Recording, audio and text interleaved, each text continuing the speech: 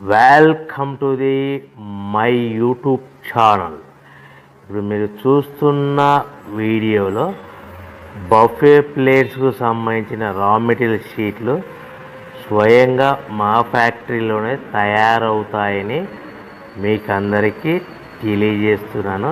ఎవరైతే పేపర్ ప్లేట్కు సంబంధించిన కొత్త మిషన్లు మా దగ్గర కొంటారో వారికి మాత్రమే రా మెటీరియల్ సదుపాయం కలదని మీకు అందరికీ తెలియజేస్తున్నాను. మా దగ్గర 2 రకాల బఫే ప్లేట్ రా మెటీరియల్ షీట్లు అందుబాటులో కలవు.